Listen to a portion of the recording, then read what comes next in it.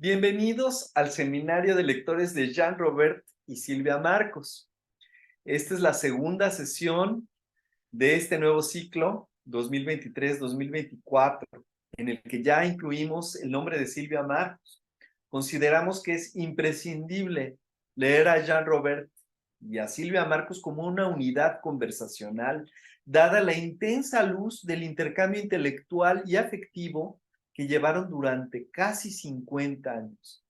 Ambos han sido cuestionadores de los axiomas que rigen la modernidad e indagan continuamente sobre alternativas al paradigma que ha desconocido a los otros de la Tierra, los habitantes de los ámbitos vernáculos, los habitantes no regidos por la dictadura de la escritura, los que miran al otroa como una extensión del espíritu que canta a través de los pluriversos.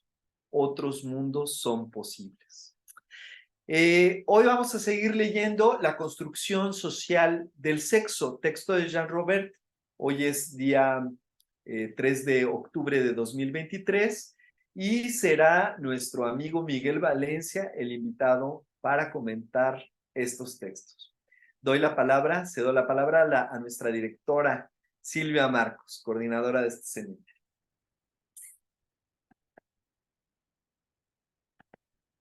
Te hice caso muy. Bueno, buenas noches. Pues ahora vamos a seguir con este texto. Es un texto muy, muy demandante de concentración y muy rico de contenido. Y además es así como fundamental para las luchas que ahora hay tanto en el mundo, porque es en todo el mundo, que este concepto de diversidad sexual, de pluridefinición o pluridentidad sexual, está muy en la agenda activista, pero que no es solo un problema. Yo podría decir, este activismo requiere una reflexión profunda, filosófica, epistémica, para poder hacer ese activismo, para demandar los derechos de la diversidad o los derechos gay, lesbiana, intersexual, transgénero.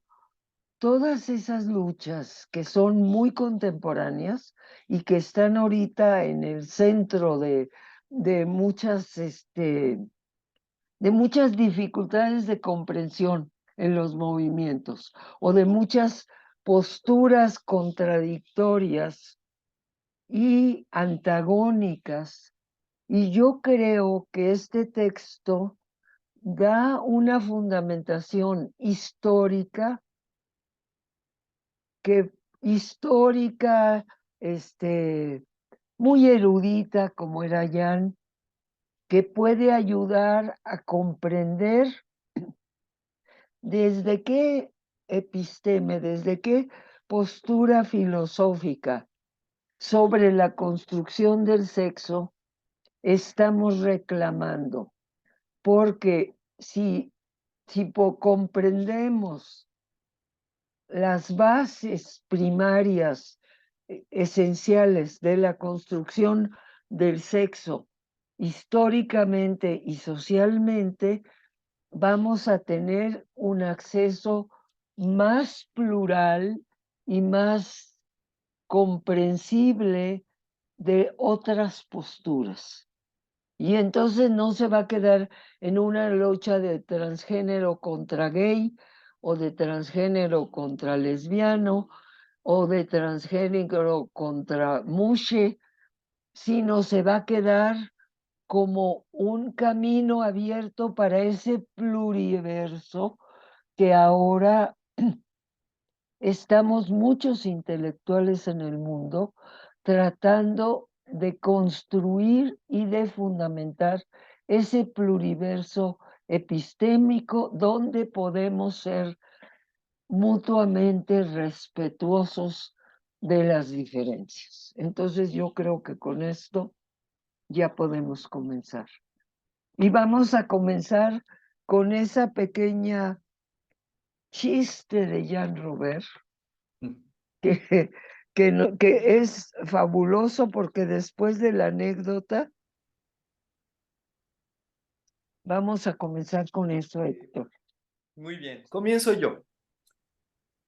Para volver al lado propiamente biográfico de la anécdota, no fui expulsado de la escuela como mi colega. Algunos alumnos astutos se dieron cuenta de que el acertijo hablaba de amores que no son los que las convenciones sociales de fines del siglo XX consideraban legítimos. Quisieron hacerme confesar que Lisias, Pedro y Sócrates hablaban de amores homosexuales. Y ahí está en cursiva sexuales. Contesté sincera y diplomáticamente, en absoluto, no puede ser, porque Lisias, Pedro y el mismo Sócrates vivían antes del invento de la sexualidad, siglos antes. Comenzamos nuevo apartado, el sexo en la cabeza. Que no se vaya a pensar, omnisoid mal y pense, maldito sea quien piense mal, perdón, no sé hablar latín, que me salvé del mal paso con una pirueta. Creo en cada palabra de mi argumentación.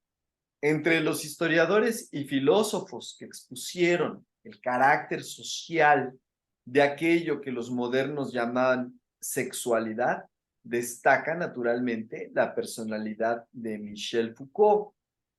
Michel Foucault, autor de Historia de la Sexualidad, que son 3 volúmenes.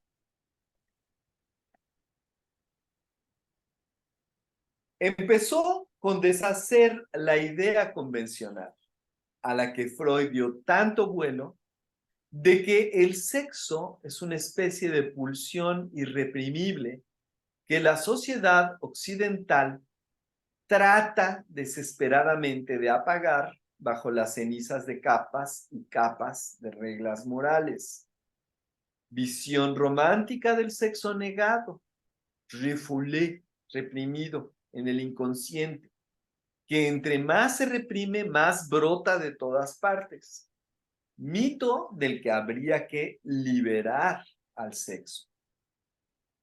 Por el contrario, desde el alba de los tiempos modernos, reina tal imperativo de confesión que a pesar de las apariencias, no hay nada más público que el sexo, aun si su exposición ocurre frente a confesores que por voto o por contrato están obligados al silencio. Siglos de imperativo de confesión han logrado implantar la sexualidad en las cabezas, los corazones y la percepción de sí mismo que tiene la gente moderna.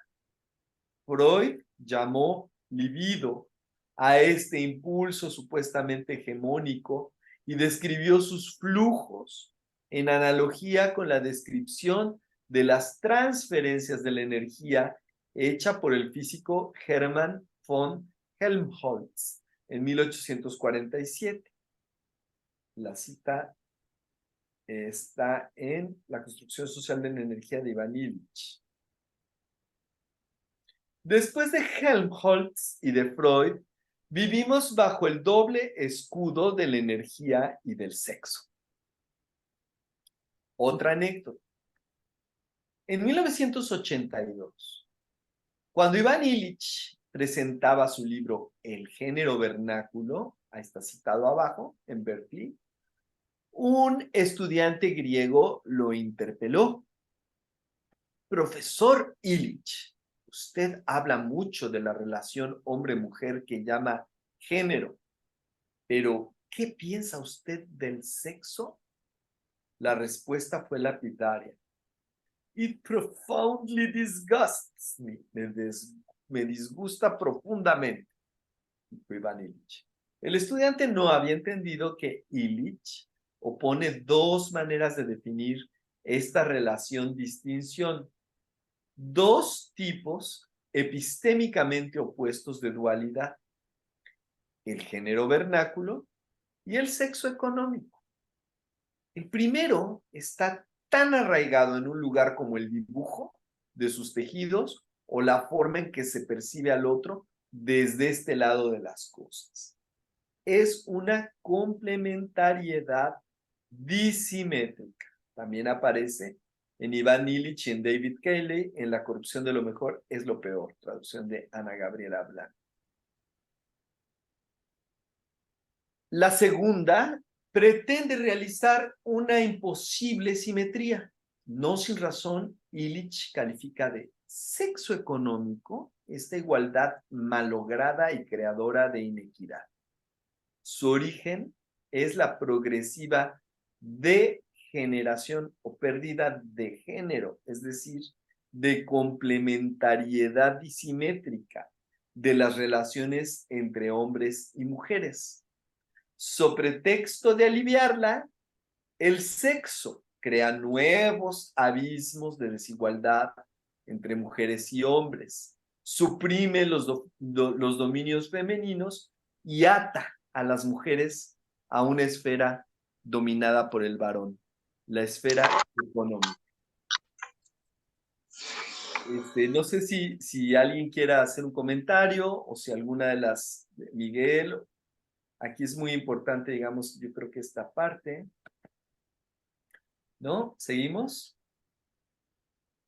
Bueno, está teniendo reacciones raras mi computadora. Espero que funcione bien. ¿Me escuchan? Sí, bien, supongo. Sí. Bueno, aquí siento yo que Illich vamos a decir, es el gran innovador. Yo no conozco otro autor que haya ligado tan estrechamente las cuestiones de género o de sexo con el tema económico, que parecen como dos campos de conocimiento o de visión del mundo muy separados. Pero sí entiendo mucho por qué razón él atrae, le da esa connotación económica al sexo. Siento que hay un cambio histórico con la aparición de lo que se llama la revolución científica. La revolución científica hizo un cambio profundísimo en la visión del mundo sobre todo de las clases dominantes de la Europa occidental, o sea, principalmente Italia, Francia, Inglaterra y Alemania, que fueron los países que vivieron esta revolución científica y que va ligada a varias revoluciones. Va ligado a revoluciones como la revolución económica, o sea, la creación de lo que algunos autores llaman la aparición de la autonomía de la economía. O sea, que la economía empieza a marchar fuera de control de la sociedad humana. El hombre empieza a creer en la escasez y empieza a ser la fuerza dominante en el imaginario de los países que podríamos llamar crearon la modernidad. Aquí se concurren dos tendencias. Habitualmente los feministas hablan de patriarcas. Quiere decir que para las feministas, yo diría que en su gran mayoría, todo el tema es patriarcado.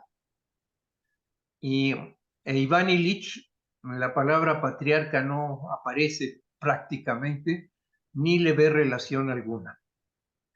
Y por otro lado, por los comentarios que yo recuerdo de Jean Robert, él decía siento que me comentaba que estaba como descaminada la idea feminista del patriarcado, como que en realidad el patriarcado es una cosa que Pues sí existe, ha existido, pero está más bien en núcleos pequeños en varias culturas del mundo.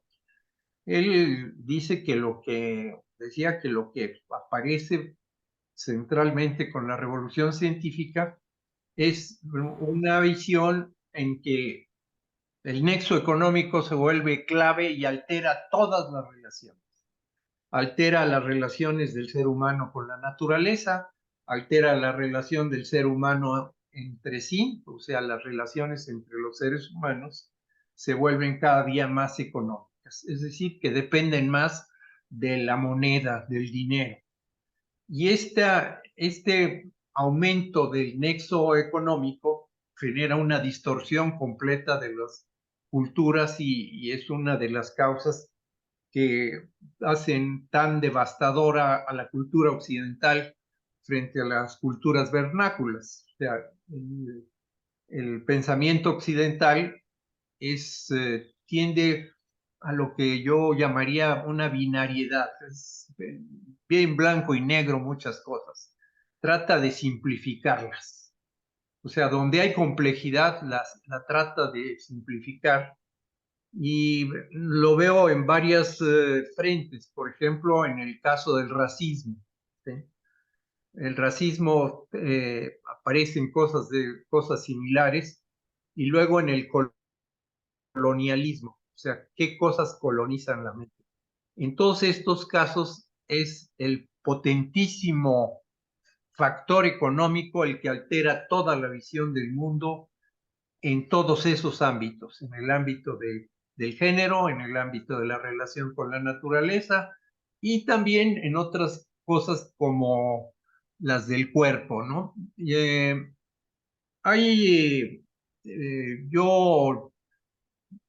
he sido influido allá en mi juventud, hace más de 50 años, por ideas de autores modernos, filósofos, que entraron de lleno a temas que eran escabrosos. Porque aquellos que venimos de las tradiciones religiosas, yo, por ejemplo, pues fui educado bajo la religión católica con profesores maristas, pues la idea del sexo que nos dan era la típica que había impuesto la Iglesia Católica en México desde a lo largo de la colonización española y siglo XIX y siglo XX. Es decir, una idea muy especialmente gasmoña, diría yo, parroquial, simplona de la cuestión sexual. Pero no solamente los mexicanos, sino probablemente todos los sudamericanos y los que no son de religión católica, como los protestantes, siguieron otro camino, menos ligado a esa visión de la cultura colonial que se nos impuso, sobre todo la influencia española por la cuestión inquisitorial y la cuestión del imaginario que se nos impuso con la colonización española. En este sentido, para mí me resultó muy revolucionario leer al filósofo inglés Bertrand Russell. Bertrand Russell es un filósofo que viene del ámbito de las matemáticas. Usted no podía, y además de una familia de las más altas sociedades de Inglaterra. Y yo tengo para mí que Inglaterra definió para el mundo la modernidad en estos aspectos culturales. O sea, fueron los ingleses los que gradualmente fueron imponiendo ciertas visiones sobre el sexo que tienen que ver con dos corrientes. Una, la que yo ya llamaría la de la época de la reina Isabel, el mundo isabelino, que es un mundo, ¿verdad?, para su época impresionantemente avanzado. Lo que Shakespeare dice en sus dramas es formidable. Pero la época victoriana de de Inglaterra introduce un radical puritanismo, y ese lo heredamos también en gran escala los países de la periferia como México. Es decir, estuvimos muy influidos por las ideas sexuales que introdujo el cine en el mundo. El cine es la época del cine del siglo XX. Para casi todo el mundo, la revolución sexual es de finales de los años 50, 60. Hay un cambio radical que se percibe en Estados Unidos, en Europa y desde luego en México se siente. Una revolución en la que de repente, después de haber estado prohibido la discusión y hablar de sexo, de repente se habló demasiado. Y esa revolución sexual me tocó a mí vivirla, y puedo decir que sí fue un cambio profundo. No quiero decir que fue para mejor, a lo mejor era una especie de salida para hacer el cambio, pero sí dentro de eso aparece una corriente que Bertrand Russell señala la influencia tremenda en la religión cristiana de la filosofía o de los aspectos teológicos de San Pablo. Le llama a la escuela la Iglesia Paulina. Y sobre todo hay una frase que recuerdo mucho que decía él, que San Pablo decía: más vale que te cases a que no te quemes en el infierno. Eso como que definiría la visión paulina del sexo. Y decía que en el mundo cristiano San Pablo introdujo el horror por el sexo, que el sexo era algo malo y pecador, o sea, desde San Pablo. Claro, Bertrand Russell hace una revisión histórica de las relaciones sexuales y puede ver en la Edad Media en otras épocas en Europa, por ejemplo, la época del siglo XII, el siglo XIII, con el famoso caso de Abelardo, y también el nacimiento del amor romántico provenzal, o sea, el amor que nace de los caballeros que adoran a las damas y de ese tipo de amor. Entonces, volviendo a este punto, estas visiones del sexo, sí, el cristianismo fue degenerando la visión del sexo probablemente desde San Pablo.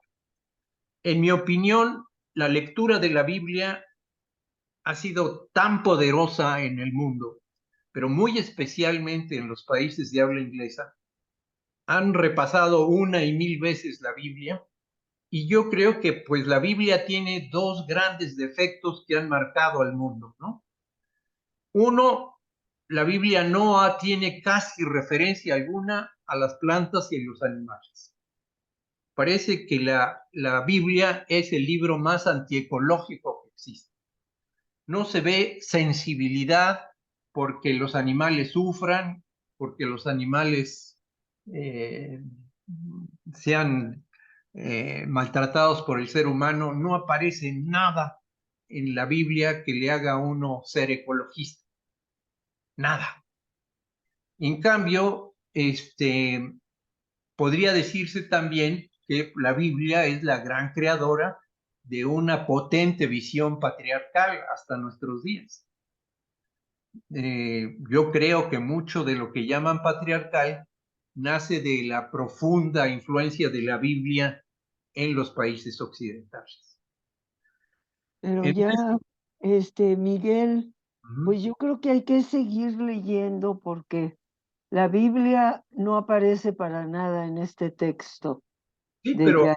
pero precisamente lo pongo como referente de dónde aparece esta idea de Iván Illich de ligar el sexo a la cuestión económica, que eso es lo que para mi gusto lo hace único. Yo Sí. tengo un pobre conocimiento de los textos feministas, pero no sé si las feministas reconocen esta idea de Illich, de que la alteración profunda de las relaciones entre el hombre y la mujer y las otras diversidades sexuales están literalmente devastadas por el nexo económico.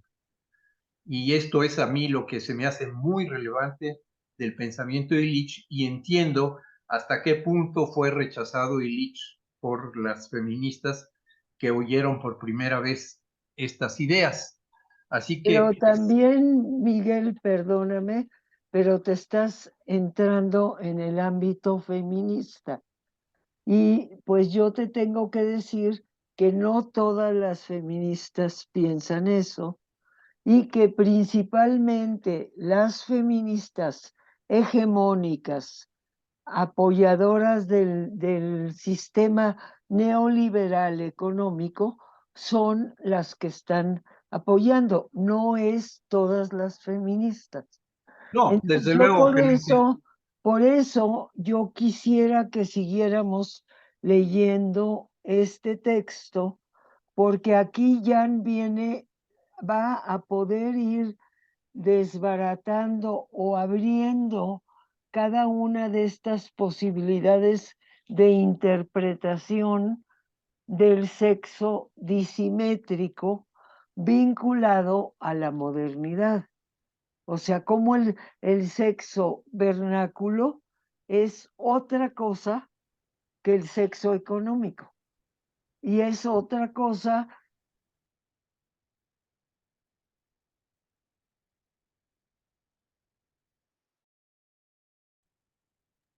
Como que se dejó de escuchar Silvia. ¿Salió Silvia? Sí, yo creo que sin querer se salió.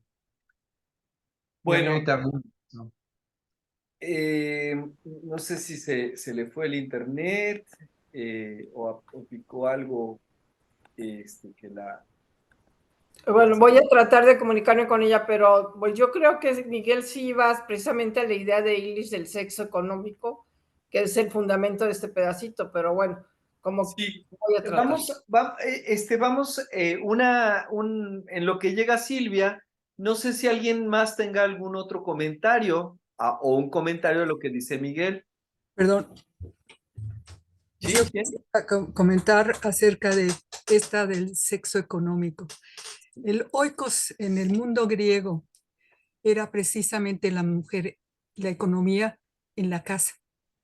Era el oikos, era las primeras formas de economía en donde la mujer tenía una participación. Si bien lo que dice Silvia, y quiero entenderlo así, es la cita de la Biblia. Si se toca, podemos antes de la escritura, antes de mencionar a la Biblia, pues están los griegos que no escribieron, sino que hablaron. Entonces, y ahí también las hetairas, todas estas mujeres intelectuales que podríamos decir hoy, pero que no eran tampoco prostitutas, que no eran, que formaban parte de una economía social y no necesariamente de un intercambio económico como lo entendemos ahora. Yo creo que es importante que tengamos en mente los lenguajes en el contexto de la época en donde se crean estos conceptos, que son los mismos que estamos usando ahorita, pero hacer historia, creo que allí sería, coincido con Silvia, acotarnos al texto y citar más, por ejemplo, por qué Iván Illich en Cuernavaca, por ejemplo, la relación con el concepto, vamos a decir, femenino de la función de género.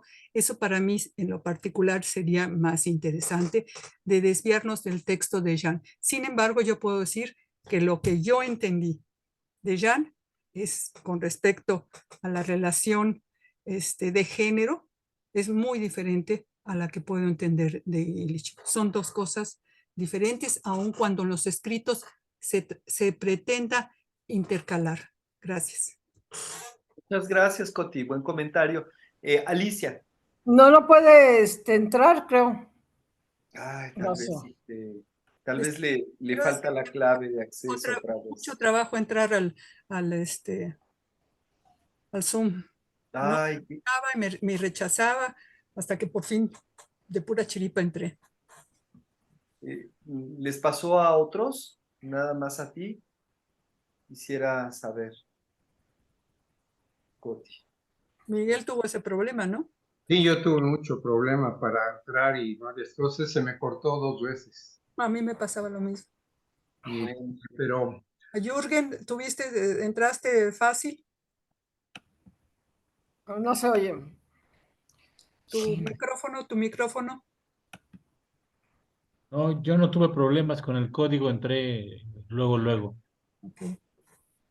bueno, bueno, pues pues yo creo que esperaríamos a... yo sigo nada más insistiendo que Jean Robert en este texto retoma claramente toda la tesis de Illich sobre el sexo económico y gira en torno a esta idea del sexo económico, que pues hay que decirnos por qué el sexo económico acabó con las relaciones de los seres, entre el hombre y la mujer y la diversidad sexual.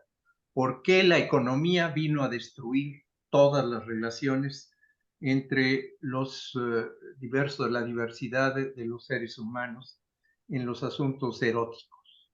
¿No?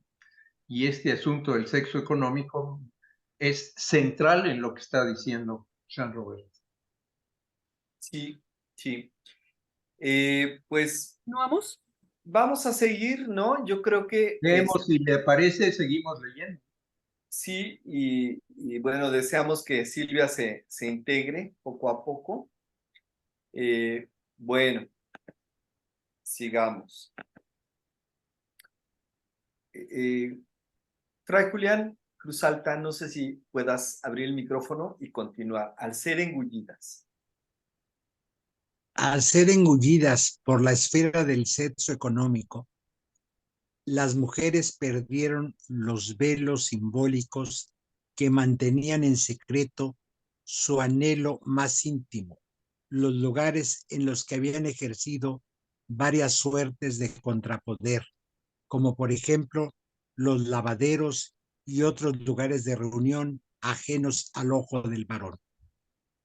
Sus habilidades se desvalorizaron y se persiguieron para dar espacio a las profesiones por supuestos masculinas, sin insistir, porque no quiero ser grosero, en que muchos hombres empezaron a considerar a su mujer como proveedora de servicios de todo tipo.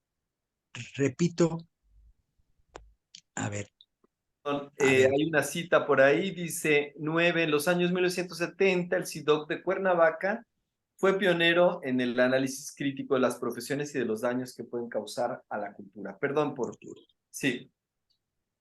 Repito, en caso de que habían faltado claridad a mi exposición, que para Illich la tensión histórica del género vernáculo al sexo económico es el verdadero nacimiento de la economía.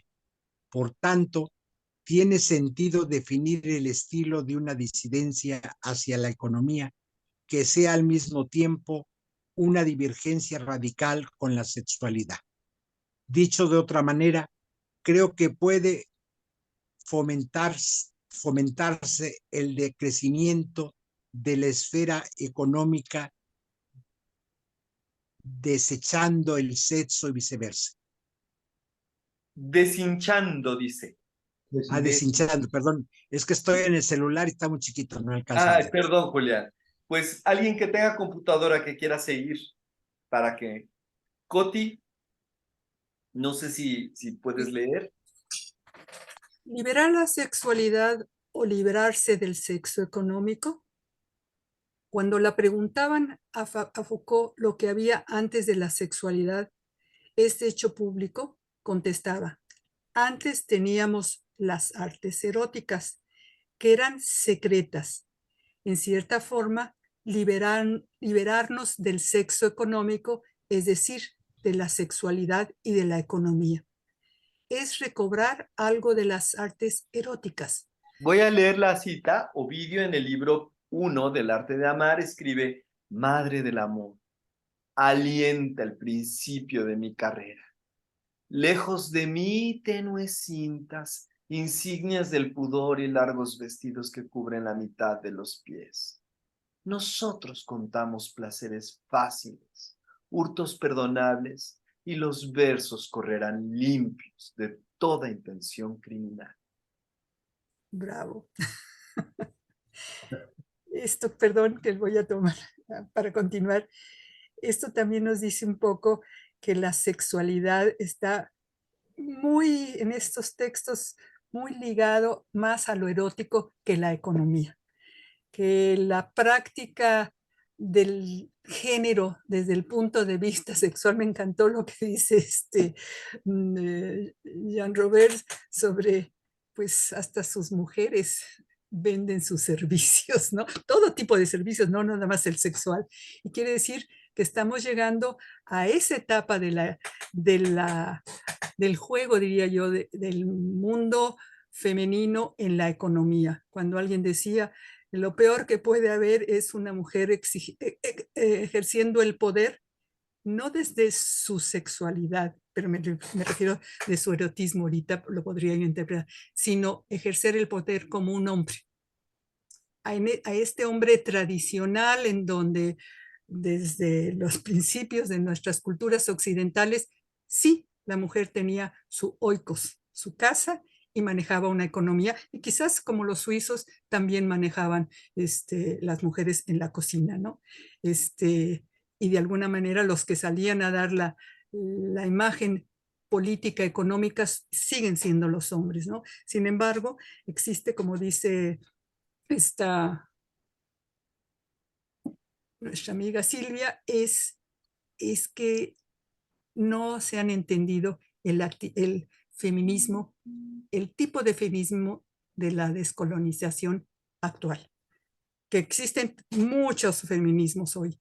Y sigamos, entonces continúo, nos quedamos en, antes teníamos las artes eróticas, que eran secretas. En cierta forma, liberarnos del sexo económico, es decir, de la sexualidad y de la economía, es recobrar algo de las artes eróticas. Restaurar el velo que ponían las artes eróticas a salvo del escrutinio público contribuiría también a rescatar las artes de subsistir, afirmando el lado erótico de la subsistencia. La economía es el sometimiento de la subsistencia a la ley de la escasez.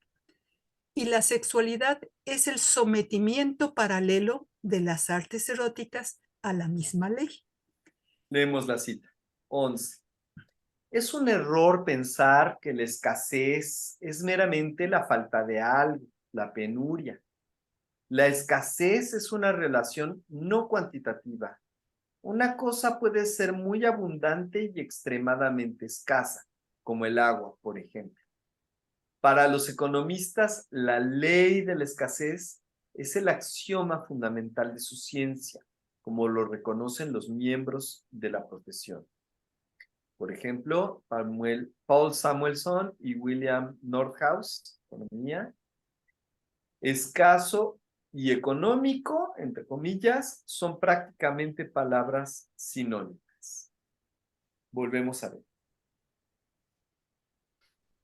Los dispositivos que mantienen en pie tanto los tambaleantes edificios del desarrollo económico como de la sacrosanta normalidad sexual apelan a los mismos prejuicios. Se valen de las mismas certezas sin cuestionar. Fundan sus teoremas en los mismos axiomas. Esos prejuicios, certezas y axiomas son también los ingredientes de lo que Foucault llamó los biopoderes. Se podría decir que el conocimiento que de ti libras al confesar las singularidades de tu sexualidad es poder sobre ti que depositas al pie del leviatán económico-político. Pero en un escrutinio más cuidadoso revela que lo que crees confesar de lo más íntimo de ti ya es la internalización de necesidades necesitadas para el buen funcionamiento de las máquinas del poder. ¿Quieres leer el...? Sí. Richard Bueno, Sennett, ya aparecen aquí asuntos importantes. sí, ¿Hasta muy qué importante. punto la economía va colonizando la mente? Al punto de que piensas de esa manera colonizada y reaccionas de esa forma. O sea, mientras no haya una descolonización del imaginario de ideas económicas, no va a haber ninguna arte erótica. Pero yo creo que está, perdón, creo que sí tenemos también que ir tomando en cuenta el término, por eso decía que había que leer al pie de página, el 12, porque el escaso y económico van ligados. Y es importante que dice, la escasez no puede venir de la mano con la abundancia. Y lo estamos viviendo, y aunque podamos meditar de esa situación, el hecho es que se va programando, se va arreglando desde el poder la escasez ficticia, aunque haya abundancia, ¿sí? Se puede decir, por ejemplo, el agua.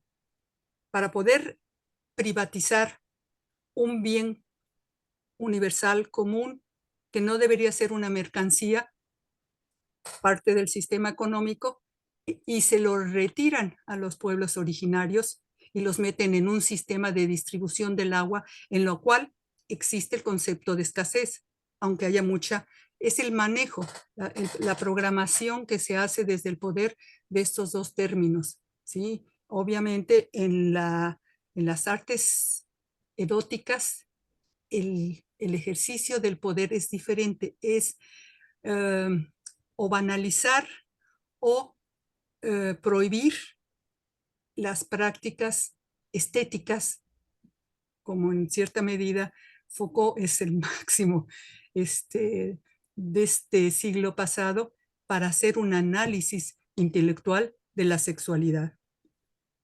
¿Seguimos? Sí, bueno, déjenme hacer también un comentario, ya que tocan el tema de Eros, ¿no?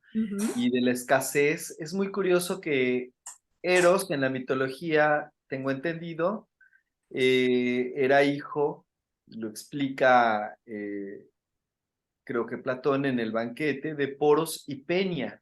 Uno era, Poros creo que era la abundancia, ¿no? Y Peña era la penuria. Entonces tiene que ver tiene los dos aspectos, Eros, ¿no? Tiene el aspecto tanto de la abundancia, porque le gusta mostrarse, le gusta, pero por otro lado siempre tiene necesidad de más, siempre tiene una necesidad de estar hambriento, ¿no? Como Peña, como su madre. Entonces Poros estaba borracho, tirado ahí precisamente en el nacimiento o en la boda me parece que en el nacimiento de Afrodita, y entonces estaba muy borracho de ambrosía y está tirado, y Peña ve a Poros y aprovecha la ocasión. Dice, voy a hacer un hijo con él para que pueda yo tener cierto sustento en la vida. Y de esa unión extraña surge Eros. Bueno, es una anécdota mitológica, pero creo que como los mitos guardan muchas cosas que... Alicia, ¿quieres hablar? Por favor. Silvia no va a poder entrar. Algo pasó con su computadora. Por favor, háblale para que pueda comentar, ¿no? Y hay que decirle en qué página vamos y todo, por favor. Muy bien, claro que sí. Gracias. A ver si... Sí. Bueno, si quieren sigan la lectura. A ver, ¿dónde nos quedamos? Estábamos aquí. En invento. Aquí. Invento de la superstición. Sí. Veamos lo que dicen los historiadores. Invento de la superstición y aparición del primer homosexual homologado por la Inquisición. No es un azar si la aparición pública del homosexual en el medioevo tardío correspondió a la vez a las primeras manifestaciones de la economía, en el sentido moderno de esferas de interacción sometidas a la escasez, y de la sexualidad. Si creemos al historiador Emmanuel Leroy Laduray, entre el fin del medioevo y la modernidad, la mentalidad europea pasó de una bisexualité de sabrage a una heterosexualité de reproducción, de una bisexualidad de esgrima a una heterosexualidad de reproducción. Documenta como la progresiva definición social de la heterosexualidad tuvo como sombra la definición paralela de la homosexualidad. Según Leroy Laduray, el primer homosexual socialmente etiquetado y registrado de la historia se llama Arnaud y vivía en el pueblo de Monteilloux, donde, después de la gran matanza del siglo anterior que pretendió erradicarlo, hubo una resurgencia del movimiento cátaro. Perdón, aquí nada más hago una pausa. Precisamente en el movimiento mundo cátaro existe la diosa prohibida, María. Y de ahí se desvió mucho la religión católica y lo que se hablaba en principio de Pablo, y entra Juan Bautista, ¿no? Y de ahí hay toda... Coti, perdón, pero los comentarios solo son para Miguel, eso después en la tertulia, por favor, te suplico. Okay, la primera gran matanza de cátaros tuvo lugar en 1208. Los cátaros eran herejes que habían introducido en todo el sur de Francia ideas orientales, maniqueístas, quizás más deísta, como la creencia en una lucha cósmica entre una divinidad buena y espiritual y otra inmersa en la materia y mala. Se confundían frecuentemente con otros herejes de la inspiración maniquea, cuya esfera de influencia no incluía la parte suroccidental de Francia, los Bougomiles o Bougomaires, así llamados porque se pensaba que habían llegado de más allá del río Volga. En la persecución que procedió a la masacre destacó el inquisidor y predicador dominicano Etienne de Bourbon, un hombre particularmente dotado para el oficio de perseguir herejías que, después de la desaparición de los sujetos que la sostenían, logró aplicar sus talentos en otro terreno, el de las creencias populares. Cabe señalar que antes de que se encendieran las hogueras, las herejías debían combatirse mediante la predicación. La orden de los dominicos se fundó para contrarrestar con argumentos teológicos ortodoxos las doctrinas heterodoxas, calificadas de herejías. Dicho en otras palabras, las herejías eran propuestas teológicas coherentes que más que con el fuego tenían que combatirse con la razón. La hazaña de Etienne de Bourbon consistió en imputar intenciones teológicas perversas o diabólicas a creencias, devociones y cultos locales que hasta la fecha formaban parte de la religiosidad popular. Este continente de historias apócrifas y de tradiciones orales, que era casi el suelo nutricio de la fe del pueblo. De Bourbon creó para ello un concepto instrumental que permitió extender el crimen de herejía más allá de su definición primaria. Dio su sentido inquisitorial al término de superstición, que definió como supervivencia del paganismo en la fe cristiana. La etimología de la palabra latina superstitio es compleja. En el primer siglo antes de Cristo, Roma estaba llena de magos, adivinos y curanderos orientales. A ver, antes de página. leer, vamos a leer la nota al pie de página. Sí, dice, según su forma, la palabra latina superstitio tendría que ser el término abstracto que corresponde a superstes, el sobreviviente. Pero superstes no significa solamente sobreviviente, sino en ciertos contextos, testigo. Y el adjetivo superstitiosus no significa un supersticioso en el sentido moderno, sino un adivino, un profeta, entre comillas, en un sentido no bíblico. La palabra superstitio podría entonces significar supervivencia, en particular, supervivencia en el presente de creencias de una época pasada. Pero eso sería como prestar a los antiguos el sentido crítico del siglo XIX. Ellos no tenían razones para distinguir los estratos antiguos de su religión y discriminarlos.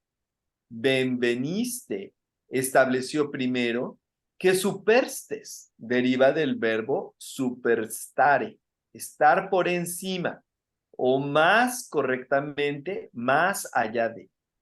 El superstes es quien fue, es o será capaz de mantenerse a través de un peligro o de un acontecimiento dramático. Espero, dice un personaje de Plauto a una mujer, ut viro tuosi superstes, que haya sobrevivido en todo a su hombre. Ser superstes no solo es haber sobrevivido, sino haber pasado por acontecimientos graves y poder dar testimonio de ellos. Puede decirse también que el superstes es quien está, stat, presente por encima, super, de los acontecimientos y es testigo de ellos.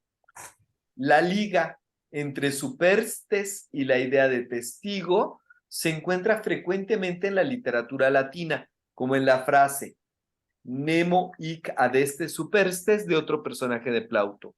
Ya que no hubo testigo, es traducción, puedo decir lo que quiero de lo que pasó. Sigo. Por un deslizamiento semántico, superstes llegó a significar el que adivina un acontecimiento al que no asistió y casi se confundió con Ariolus, el adivino, con la diferencia de que el superstes solo puede describir acontecimientos a los que habría podido asistir, es decir, pasados. No puede predecir lo que pasará. Con esos elementos en la mano, las cosas se ordenan. El superstes es el vidente que puede decir lo que ocurrió en un determinado momento como si hubiera estado presente. La superstitio es el don de esa presencia. Pero ¿cómo explicar el sentido peyorativo de las palabras superstitio, superstitiosus?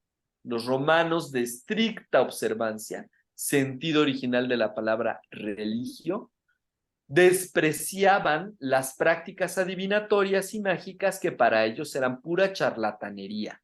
Alrededor del inicio de nuestra era, cuando abundaban en Roma divinos y magos extranjeros que alejaban al pueblo de la religión tradicional, la palabra superstitio llegó a significar religión falsa, indigna de un espíritu razonable, y superstitiosus, el que se deja influir por la superstitio. Cabe recordar que la religión de referencia, de la que superstitio era una desviación, era la religión oficial de Imperio Romano que los siglos cristianos calificaron de pagana. Bueno, esa es la nota larga y seguimos. Perdón. Bueno, yo creo que sí hay que reconocer y celebrar la erudición que tiene Jean Robert, no solo en en muchos otros temas, en los que encuentra cosas que lo que él llamaba el deslizamiento del significado de las palabras, de lo que hoy o hace unos pocos siglos se entendían y de cómo eran entendidos hace muchos siglos. En este sentido, sí, no podemos, otra vez nos recuerdan estos textos, que no podemos enjuiciar la historia, o sea, no podemos ver el pasado con la mentalidad del presente. Tenemos que hacer un esfuerzo para entender la mentalidad del pasado, para entender el pasado. Y las palabras que se entendían en aquella época, pues hoy en día tienen un significado muy diferente. No obstante, la palabra superstición, efectivamente, con la parte final de esta explicación que nos da Jean Robert, pues se ve que es algo que corre a lo largo de la era cristiana, desde la época de los romanos, en el cual la mentalidad del que tiene el poder es eliminar aquellas cosas que ya escapan de su simpatía, porque son del pueblo, porque son tradiciones muy arraigadas que no va a entender nunca. Y por eso las considera que van contrarias a la supervivencia de su poderío. Y yo creo que hay una línea común entre los romanos y los capitalistas modernos. O sea, en muchas cosas son muy parecidos. Y también es importante destacar que la lucha contra la herejía es bastante más vieja que la Inquisición española. O sea, que ya desde siglos, muchos siglos antes de Torquemada, ya se venía preparando en Europa, pues, la idea de la herejía como una manera de acabar con las ideas que ponían en riesgo la unidad del poder que controlaba el mundo, ¿sí? Y en este caso, el poder del papado o el poder de los reyes, que son el antecedente del mundo moderno. Y en este sentido, las supersticiones pueden ser precisamente todas aquellas cosas que tienen todas las culturas vernáculas. Si hablamos de zapotecos, nahuas o chinos o vietnamitas o todas las religiones que hay en Asia, pues podrían ser supersticiones para la ciencia moderna y podrían ser expulsadas de la ley. O sea, que no ser reconocidas, como hoy en día no se reconoce más que la ciencia que producen las universidades, ¿no? Como si no hubiera otra ciencia y como si no hubiera otras técnicas. Y eso quiere decir el monopolio del pensamiento del poderoso, que de hecho utiliza la idea de la superstición para expulsar la diversidad. Y la diversidad es lo que no puede entender o no acepta el poderío, ¿no? Lo que los romanos no aceptaban y lo que los actuales capitalistas no aceptan. Ahí es lo mismo y no ha cambiado nada.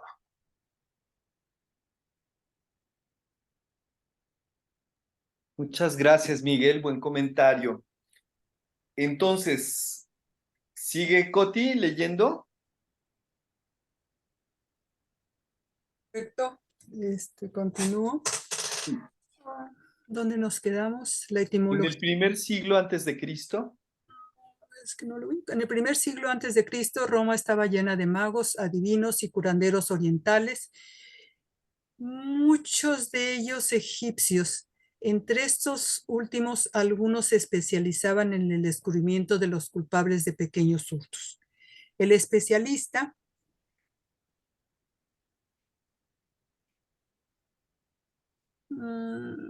que se pretendía capaz de descubrir quién había robado tu dinero se hacía llamar superstes.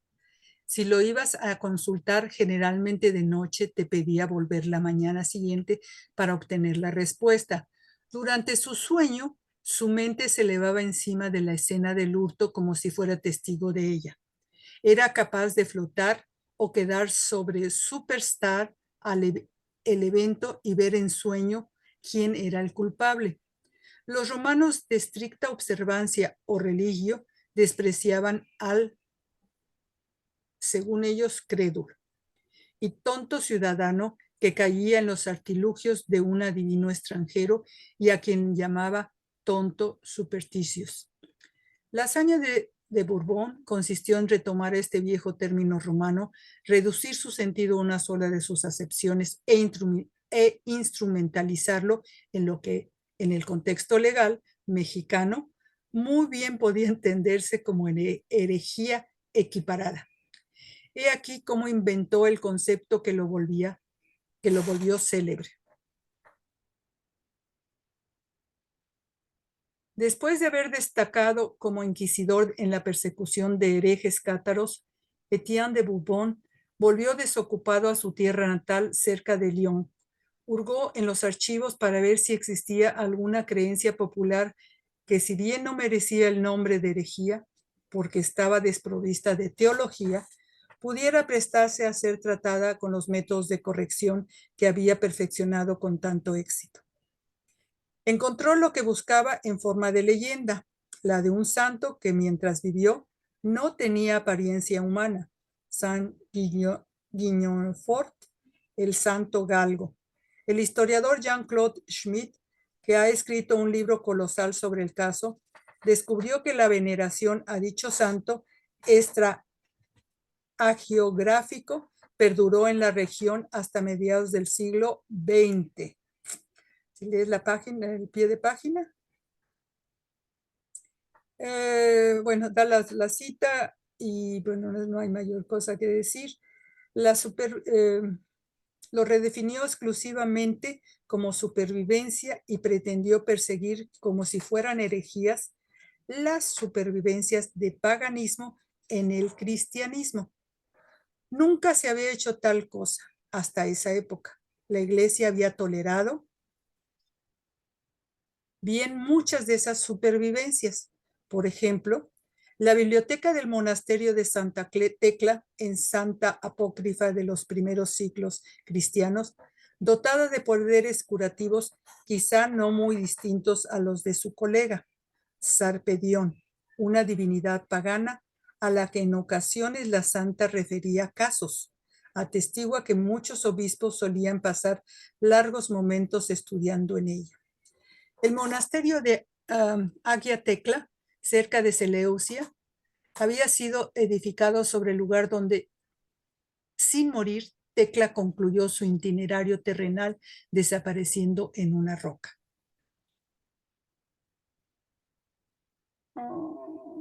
La leyenda de esta santa apócrifa, que habría vivido en el siglo I, contiene muchos elementos que Etienne de Bourbon habría podido calificar de supervivencias de paganismo en la fe cristiana. Entre ellos, por ejemplo, el tema de la incubatio, patente en la absorción de Tecla por la roca, o de la mujer Epicleros, que en sus bodas no sufre el desarraigo de las mujeres comunes que tiene que abandonar el hogar paterno. Regresamos al punto 16, más arriba, hasta la cita del...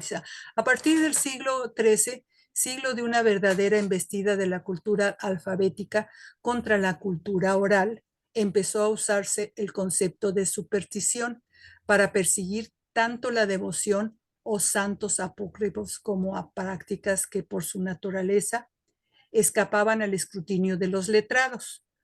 Una palabra que en caló de lengua inglesa designa la disidencia homosexual es bugger, deformación de la palabra francesa bougre, derivada esta de bourgeois, nombre de aquella otra herejía de origen oriental que la Vox Populi del siglo XIII confundía con el catarismo.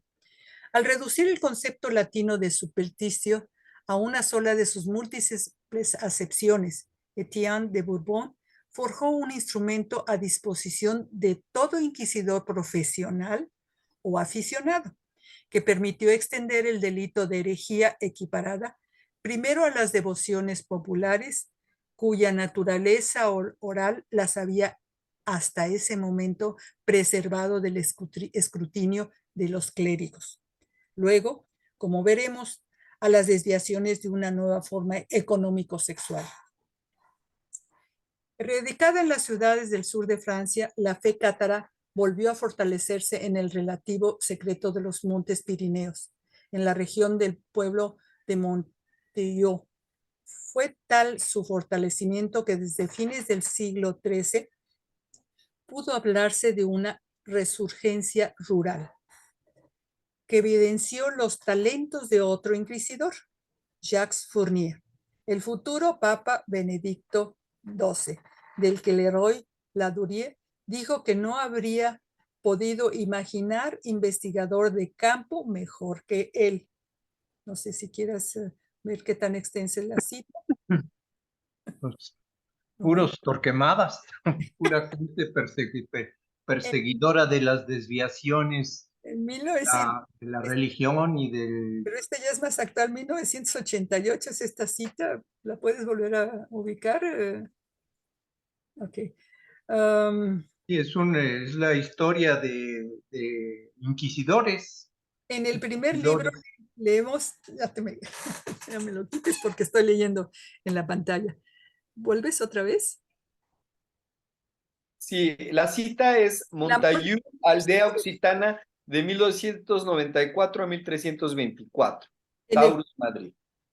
en el primer libro, es que es interesante lo que dice el texto. En el primer Ah, pero esa es la cita siguiente. Ah, oh, el Sí. 17. Amén de poseer un talento de las preguntas cruzadas digno de un comisario moderno, Jacques Fournier era un etnógrafo nato. En 1308 mandó a transportar a todos los habitantes de Montillón a Aviñón, entonces sede del papado, con el fin de interrogarlos a cada uno por separado, extirpar la herejía de sus mentes y, si era necesario, de sus cuerpos.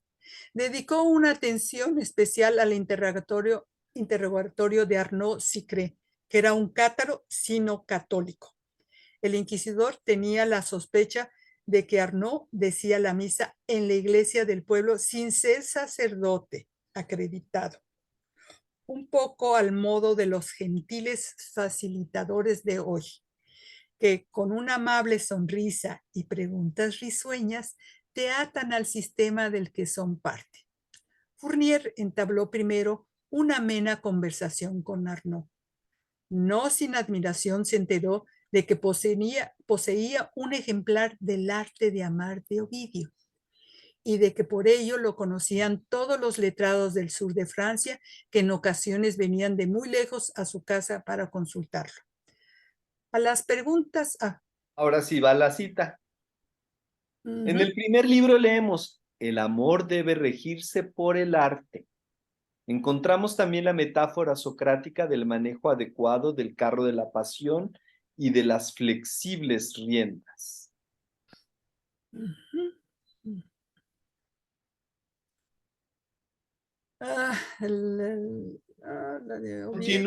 Continúa Alicia, si puedes. No sé si tenemos que parar aquí porque ya son las 8 pasan, ¿no? Y empezamos con la tertulia. ¿Qué dijo Silvia? No sé si puede... Nos está escuchando. No sé, Silvia, tengo el altavoz, no sé si quieras decir algo. Sí, Silvia. No, casi no.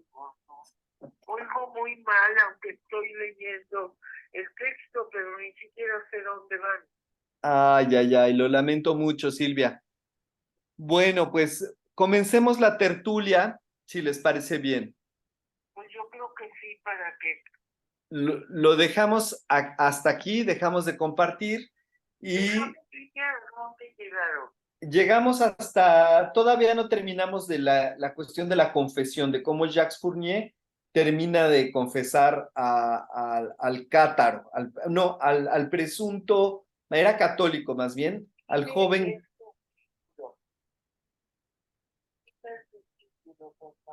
El subtítulo es llegamos al punto de... La cuestión supersticiosa en... La superstición. Sí. Bueno, la superstición utilizada como instrumento de control sobre la sociedad. El texto de homosexualidad. No lo terminamos. No lo terminamos, lo dejamos aquí. Pero vamos a seguir la tertulia. Y bueno, compañeros, ¿algo que quieran comentar? ¿Quién levanta la mano?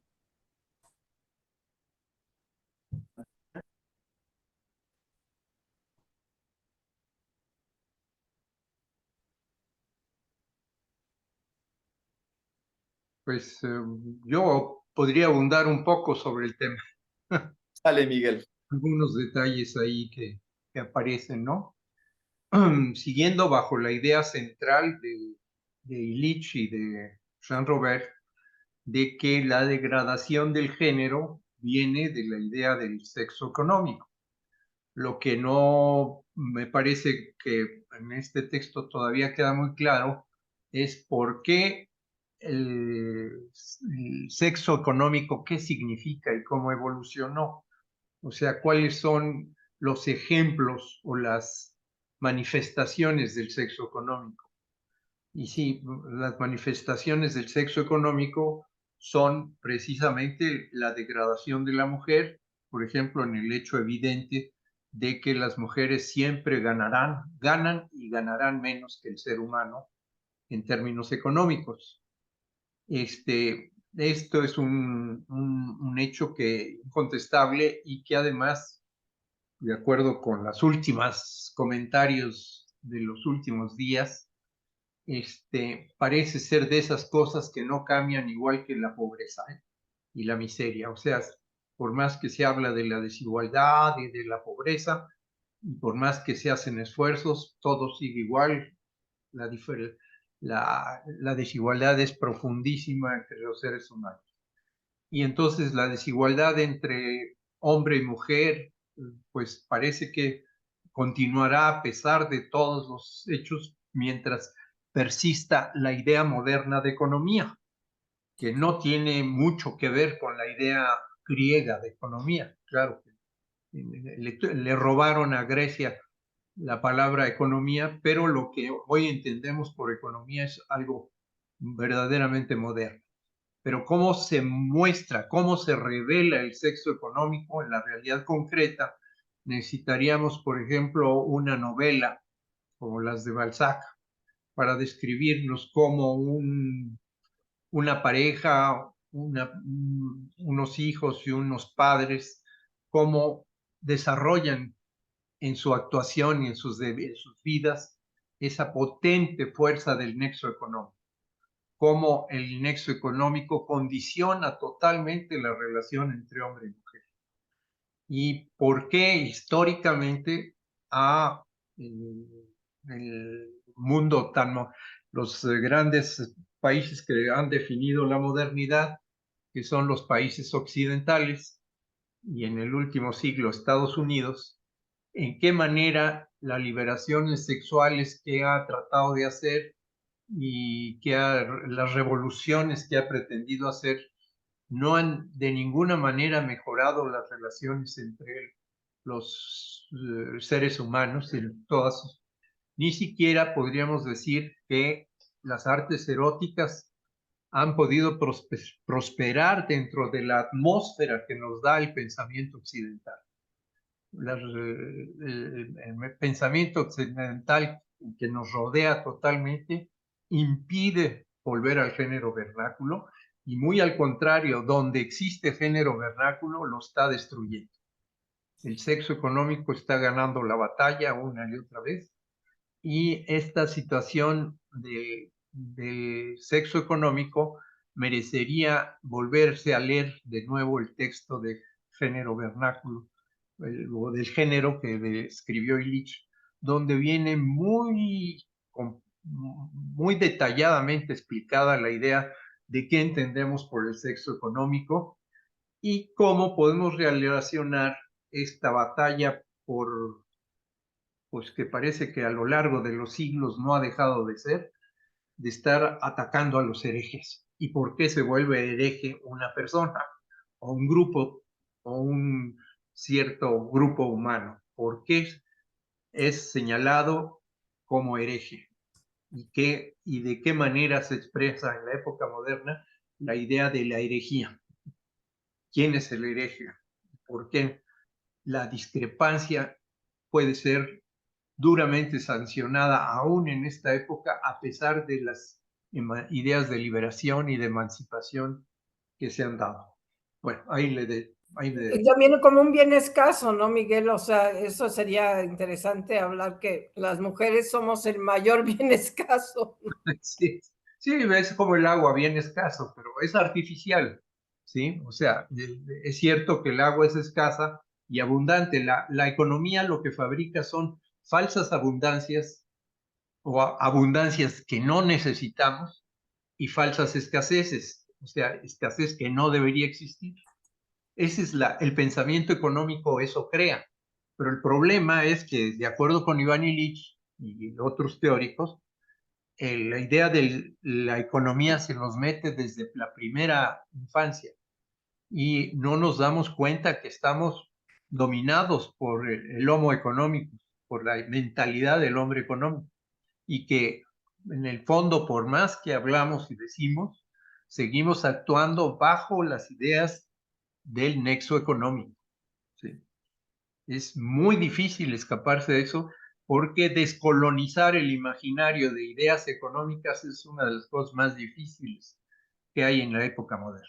Muchas gracias, Miguel. Voy a dar la palabra a Julián Cruzalta. Julián. Sí, este texto y hoy lo que se leyó, pues es rico del asunto de herejía de lo que ya se hablaba y precisamente de los cátaros. Nosotros los dominicos nacimos en eso, precisamente en esa zona, en el sur de Francia, en ese siglo. Recordar que la Inquisición nace para perseguir a los cátaros, precisamente. El catarismo es esta herejía no solo religiosa, sino económica, cultural, política. Recordémonos que los cátaros en su lengua quiere decir puro. Incluso ellos desobedecen al rey de Francia, no se consideran franceses. Es Occitania, es su lengua, eso es el Occitania. El día de hoy, pues logran carta de naturalización. En Toulouse y toda esa zona de Francia es oficial la lengua Occitania. En las primarias se enseña el occitanio. Podemos decir que tienen como lo que hoy llamamos precisamente estas márgenes donde se les permite a ciertos grupos étnicos conservar autonomías culturales. Entonces, hasta el día de hoy tienen su himno, su bandera de Occitania, los cátaros, pero en ese momento se une el rey de Francia con el papa para perseguir el catarismo y nace contra el catarismo. La Inquisición es el origen.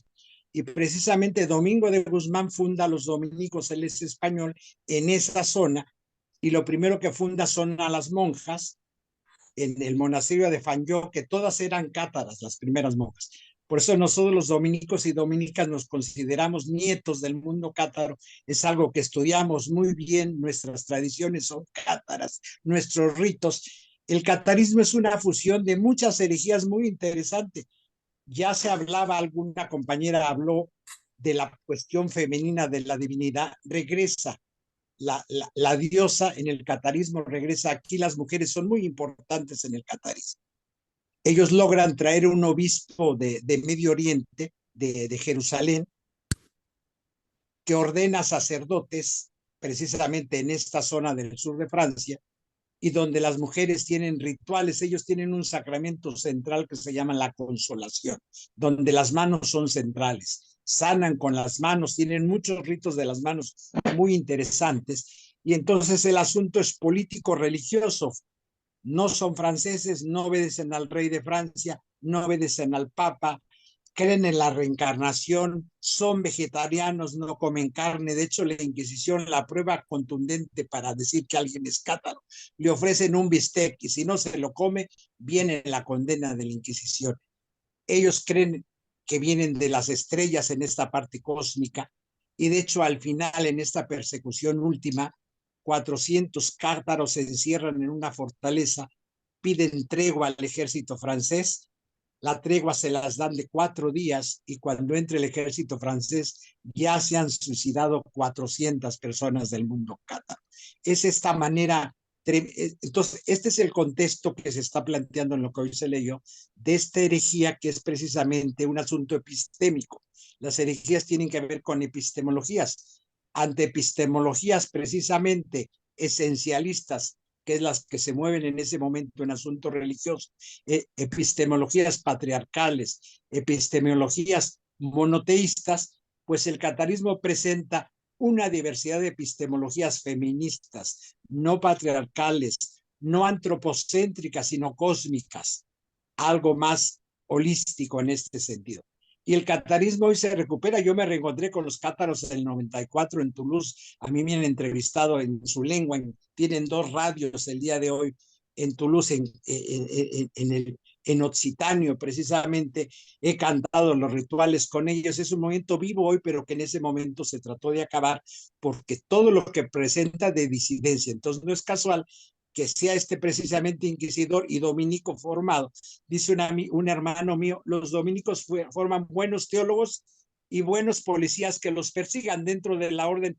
Uno decide de qué bando va a estar. del bando de los cátaros o del bando de la Inquisición. Y por eso hasta el día de hoy los grandes inquisidores pues, son dominicos o los grandes buscadores de teología. Quería señalar por la riqueza del texto que hay mucho que comentar en torno a este texto. Jan era un erudito, entre otras cosas, en estos contextos de otras epistemologías.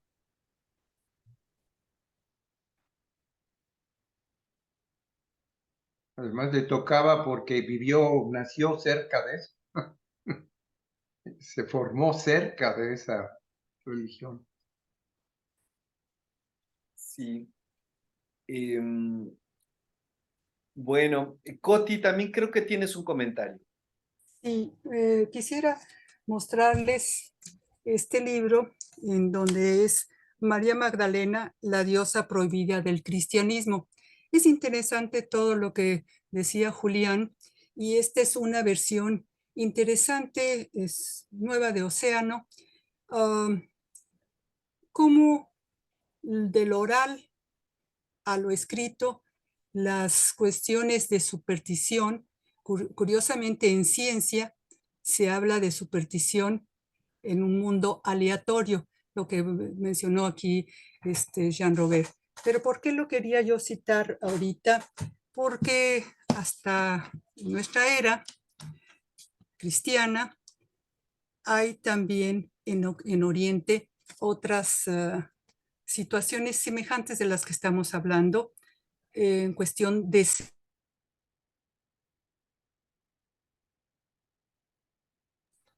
Por ejemplo, Mishima, hablando en el arte, con esta cuestión de que leímos tú el poema Jesús, pero también hay el arte de la guerra junto con una escritura maravillosa, por ejemplo, de los japoneses, que no es el mundo cristiano, pero cómo la religiosidad y no la iglesia, la religiosidad juega un papel importante para la manifestación de la sexualidad desde un punto de vista erótico y no desde un punto de vista de control, ya sea social o económico, que es cuando lo que estamos planteando aquí como el problema de las feministas introducidas en un sistema económico.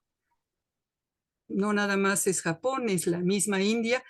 Y curiosamente las mujeres, le quería yo decir a Alicia, no somos la escasez por número, somos precisamente en muchas culturas una densidad femenina muy alta. Y digo, o de mujeres para no mencionar lo de femenina, pero formamos partes voluntarias, entre comillas lo digo voluntaria, del sistema que seducción, de la economía, en donde te crean la escasez en la mujer y la represión por medio de herejías, de inutilidades para las mujeres, para la cocina, algo semejante cuando nos tenemos diadas hombre-mujer, en donde la igualdad no se cuestiona, no se plantea, se da con sus diferencias.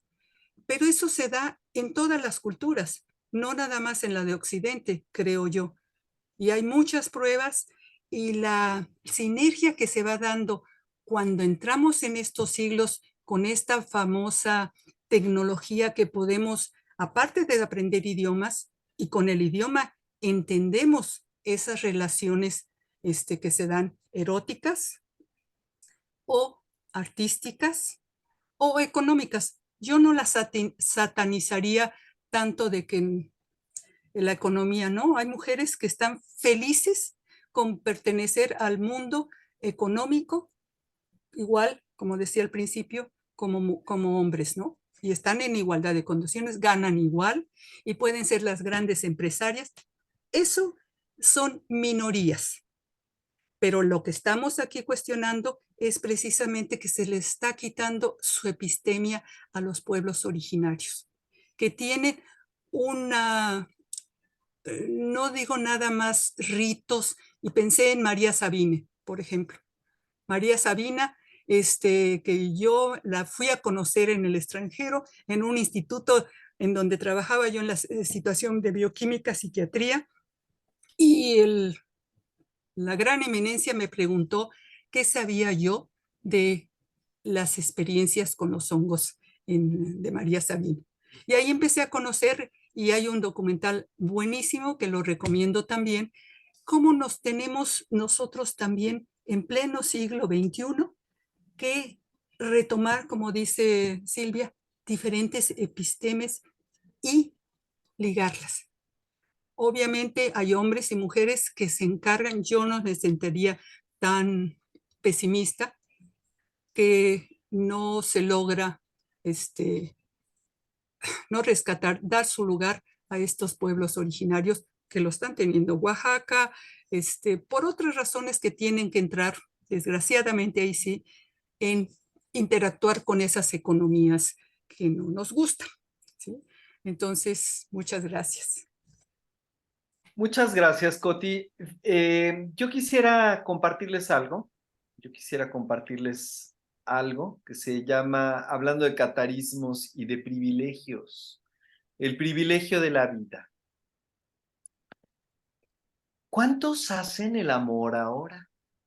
Allá arriba, en el éter ingrávido, los ángeles se trenzan el cabello mutuamente de un rubio fresa cuyo tacto es de ríos helados. De cuando en cuando voltean hacia abajo, mirando el deslucido éxtasis. Algo así, como pájaros sin plumas chapoteando en el charco primaveral de un lecho. Y entonces una mujer, a punto de venirse, le abre los párpados al hombre y dice: mírame. Y él obedece. ¿O es acaso el hombre quien levanta la cortina en aquel oscuro teatro?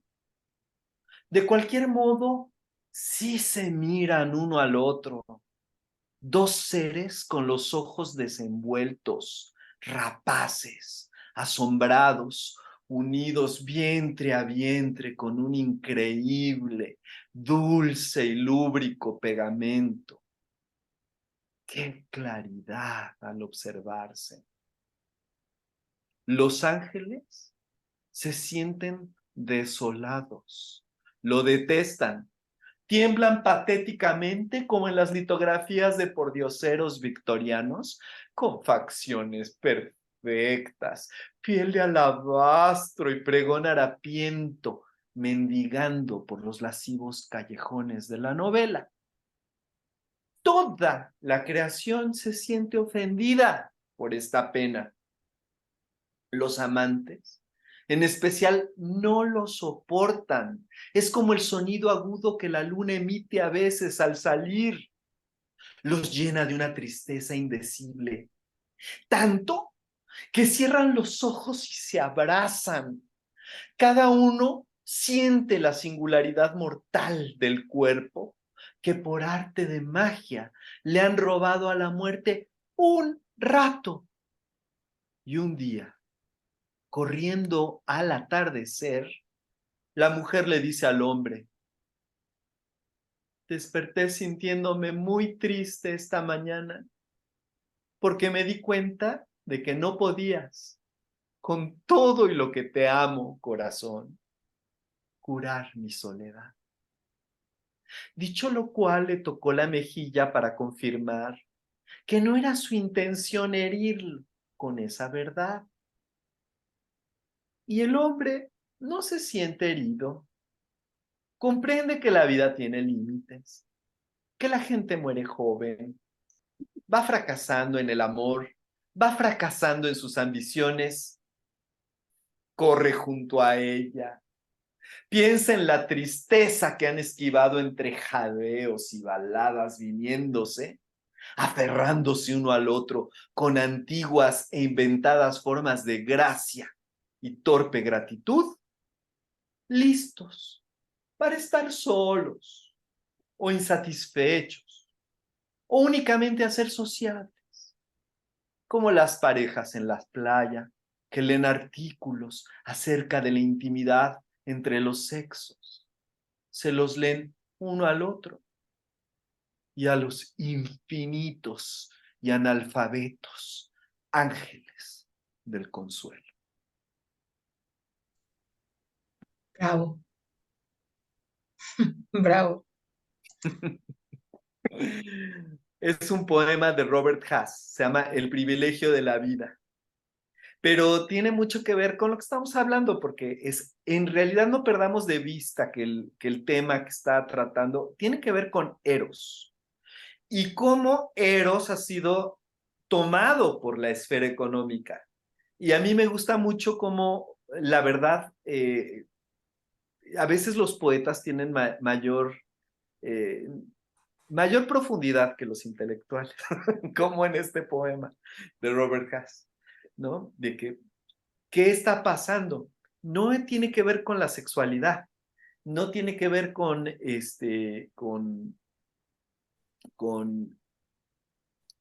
si el sistema, si el capitalismo, que si la ciencia, que si en el siglo XV o que si en el siglo XVI. Yo sí creo que estamos en un momento en el que, como dice Octavio Paz en La llama doble, el mercado ha confiscado al Eros, lo ha convertido en un súbdito de Mamón, de la avaricia. Y por lo mismo, ahora la sexualidad en realidad son nichos de mercado, ¿no? ¿Cuál perversión tienes? Porque hay un mercado para cada perversión. Pero bueno, este es mi comentario más poético. No sé si alguien quiere comentar algo. Servando, de los que no han dicho nada. Fernando, me gustaría mucho. O Rocío, qué lástima que no puedes. Jürgen, no sé si quieres abrir el micrófono. Sí, yo añadiría a esta versión de Eros la apertura que tienen los budistas acerca de la sexualidad y cómo para ellos la distinción entre hombre y mujer es compartida. Cada persona tenemos nuestro hombre y nuestra mujer dentro. Nada más. Muchas gracias, Jürgen. También muy interesante el comentario que hace Enrique Snyder, de que lo voy a leer en voz alta ya que él no lo puede leer. Él dice que está en un lugar muy ruidoso, pero puede decir que lo que decía hace un rato es que hay una Biblia, no hay una Biblia más bien, sino un conjunto de textos escritos durante más de 1000 años. Dice él, hay textos bíblicos muy amorosos con el ambiente, mientras otros son totalmente discriminadores de algunos tipos de seres. Está en nuestra personal voluntad y conciencia el tomar los textos para construir o no un sentido más armonioso entre los humanos y la naturaleza, y ciertamente hay quienes a partir de la Biblia llegaron a esos niveles, como San Francisco. Mañana es día de San Francisco, 4 de octubre, que se puede reconocer por su cercanía a todos los seres, su valoración de los más débiles y olvidados. Es más, la encíclica Laudato Si del Papa Francisco está inspirada en el himno a las criaturas de San Francisco, a la vez que toma múltiples referencias bíblicas. Gracias, Enrique, por el comentario. Pero quiero señalar que las ideas dominantes sobre la Biblia, es decir, la Biblia que leen la mayor parte de los seres humanos, sobre todo en Estados Unidos, en Inglaterra, en México, no es una Biblia que nos genere una inspiración muy grande para defender a las plantas y a los animales. O sea, hay que ir, y nos puede inspirar más cualquier cultura indígena que la Biblia, el acercamiento a la naturaleza. Y yo sí creo que la Biblia ha hecho muchísimo daño creando las bases imaginarias para este mundo moderno, ¿no? Y es precisamente, es cierto que el Papa Francisco ha tratado de hacer rápidamente un cambio en la Iglesia Católica, pero yo hace 20 o 25 años he escuchado obispos ortodoxos mucho más avanzados que la Iglesia Católica en el tema ecologista, o sea, en el tema de la defensa de la naturaleza, ¿eh? Pero es impresionante. a mí me dejó, no podía creer que los ortodoxos estuvieran tan avanzados en ese tema. Y desde luego todos los pastores protestantes del norte de Europa, pues también es impresionante su trabajo que tienen en el tema ecológico. En ese sentido, yo no veo que la Biblia sea un gran soporte para buscar, y cuando una cultura desprecia a la naturaleza, fomenta la violencia contra los animales, inmediatamente fomenta la violencia contra las mujeres, contra los más débiles, contra los pueblos oprimidos. O sea, va todo en el mismo paquete. Si hay desprecio por la naturaleza, hay desprecio por la mujer y viceversa. Y la Biblia, pues probablemente habrá textos muy ocultos, libros muy raros, donde haya una manera de encontrar inspiración, pero yo les invito a leer Lo pequeño es hermoso de Schumacher, donde contrasta la visión budista de las cosas con la visión occidental de las cosas, y encuentra siempre un amarre muy superior en todas esas culturas antiguas de los pueblos nativos americanos o de los africanos, o lo que los antropólogos encontraron en las islas del Pacífico Sur, ¿no? O sea, eso Sí, es Miguel. impresionante. Vamos a dar la palabra, está bien, ya porque si no es redundante, Julián, yo creo que tienes algo que decir al respecto. Cerrar con lo que tú habías comentado sobre la cuestión poética, ¿no? Antes de la era cristiana, hay toda una antología poética que se llama Primer Amor del Colegio de México, con diferentes países, pero antes de la era cristiana. Eso sería interesante para que no nada más agarremos toda este análisis que se está planteando tanto Jan como Illich. También retomar un poco las lecturas como literatura. A mí, por ejemplo, me enseñaron la Biblia como el libro por excelencia máximo de la literatura, no como una parte de una institución religiosa. A mí me interesaría también que pudiéramos concluir aportando lo que esto nos deja y hacia dónde nos desvió, para no tanto repetir, como dices, sino concluir esta sesión con lo que a cada uno nos fue, y mi postrecito, diría yo, es también meternos un poco antes de la era cristiana. Todo lo que se ha escrito sobre cuestiones eróticas, sobre la mujer era la diosa en los sumerios, existe literatura acerca de ello, pero pues esa no se nos enseñó en las iglesias, en la evangelización por el mundo cristiano, ¿no?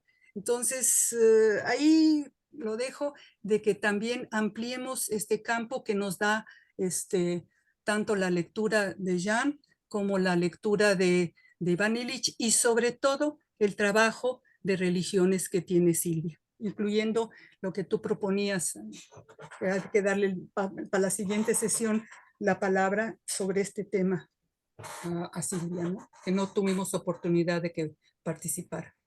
Muchas gracias, Coti. Julián. Sí, ciertamente las palabras oprimen, pero las palabras liberan también.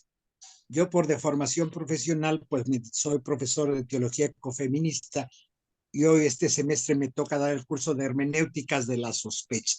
Entonces la misma Biblia la puedo utilizar para oprimir o para liberar en este aspecto, o hacer una lectura o la contraria de la misma lectura. Da para eso y para más cuando todo el texto se lee en su contexto. Y leer textos antiguos, pues es leer un texto poético, tenemos poemas, entonces tenemos que usar metodología simbólica. Y lo más importante en metodología simbólica es qué me dice hoy a mí este texto.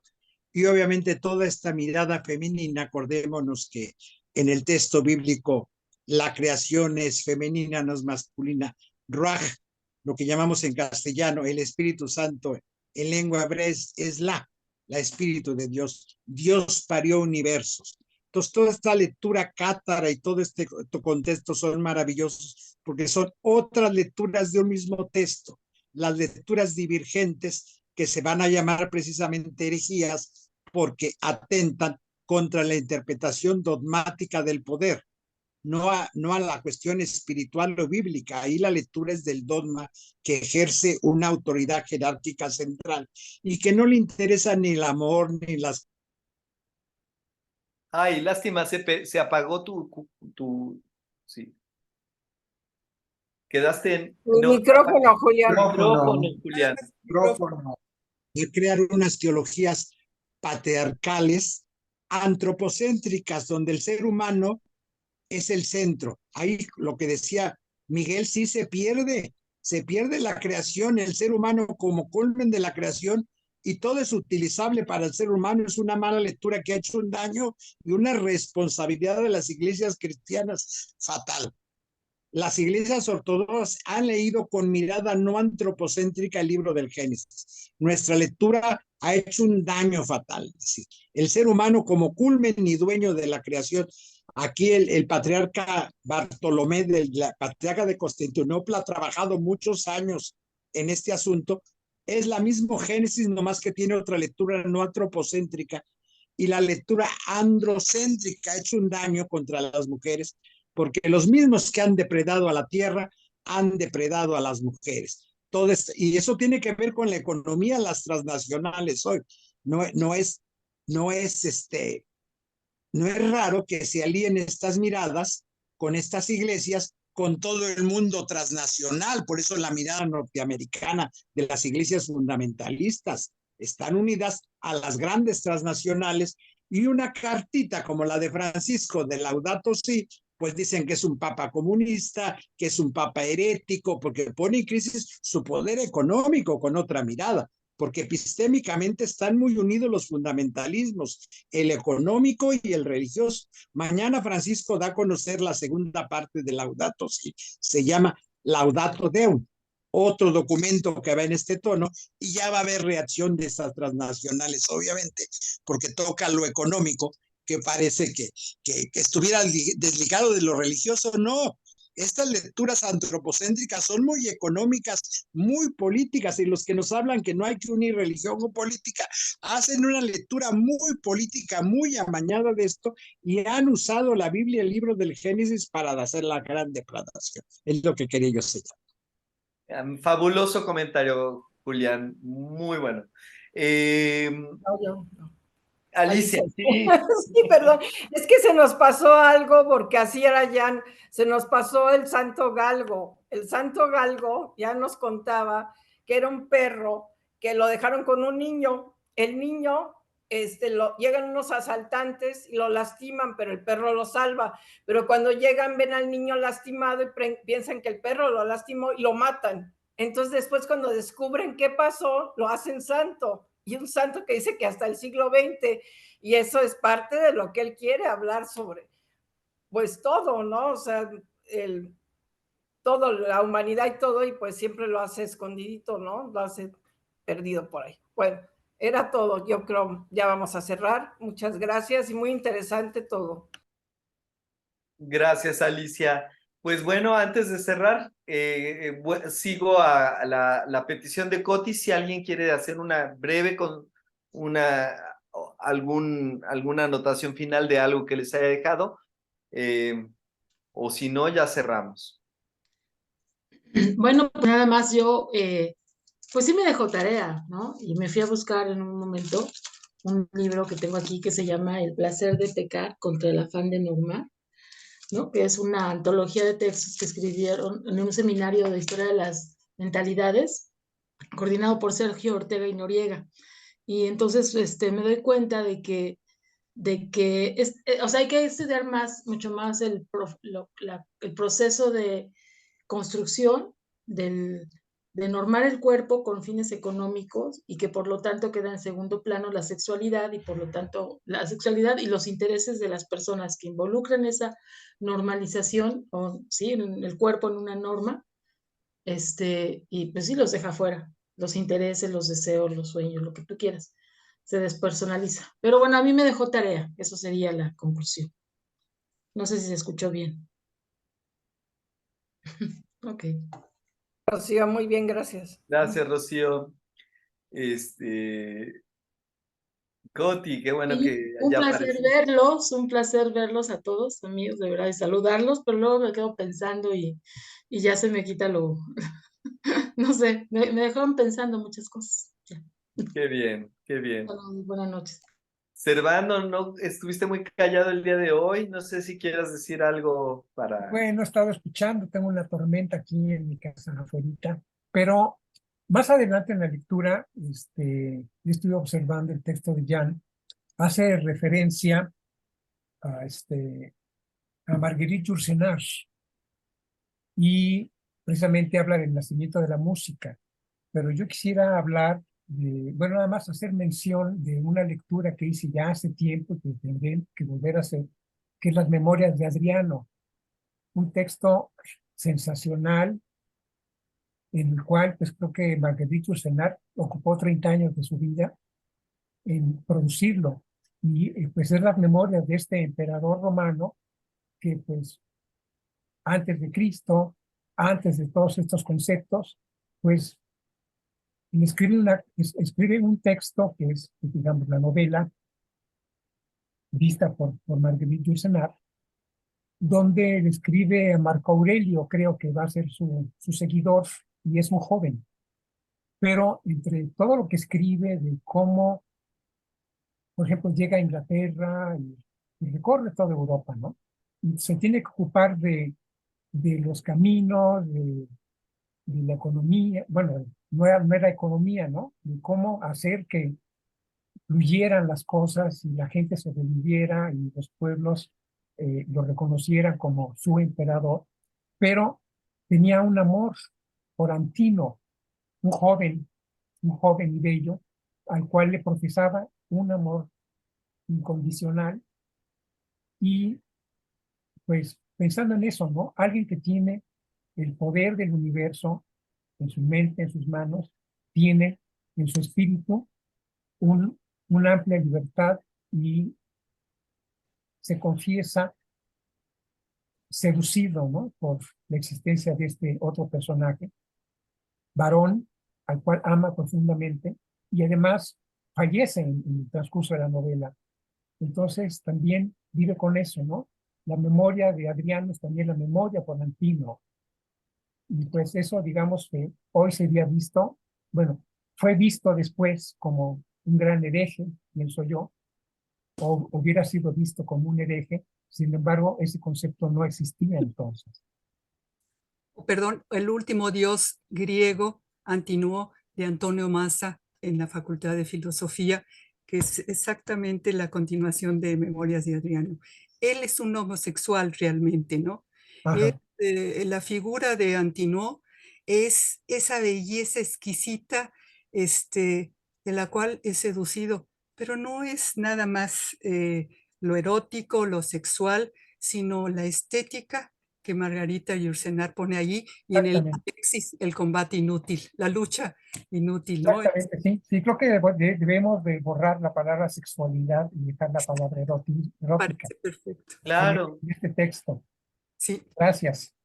Sí, claro, Bueno, porque precisamente yo creo que ahí está la aportación de Silvia Marcos, ¿no? Cuando leamos Cuerpo y Género en Mesoamérica y cuando habláramos de lo que viene después en otras lecturas, pues vamos a ver que en realidad para la mayoría de los pueblos durante todo este tiempo jamás se mencionó ni era importante siquiera la sexualidad, era algo, nunca lo fue, o sea, era importante tu erotismo en el sentido de tu objeto erótico, Antino, era importante para Adriano, ¿no? ¿Por quién te sentías atraído? Pero entonces ya entran otros factores, no es una etiqueta fija, ¿no? Sino es algo que responde a lo que la vida te te invita, ¿no? A vivir o a desear. Bueno, ya eso lo dejaremos para la siguiente sesión. Fernando, gracias. Miguel, Julián, Servando, Enrique, Coti, Rocío y Alicia, los sobrevivientes de esta sesión. Okay. Claro, pero sí hay que recordar que el sexo es una palabra usada a partir de la Revolución Industrial, ¿no? Nada más. Así es. Ok, bueno, gracias a todos, buenas noches. Buenas noches. Buenas noches. Buenas